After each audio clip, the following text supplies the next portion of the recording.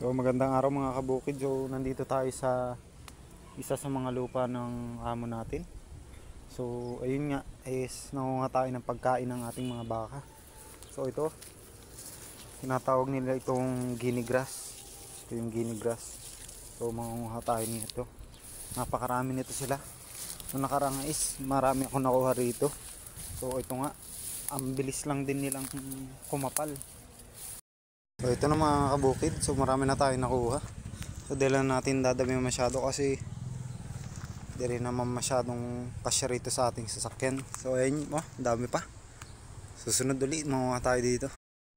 So ito na mga kabukid. Ano, sarap na sarap si Whitney. Sa ating pasalubong sa kanya. Ayan o, kanya naman.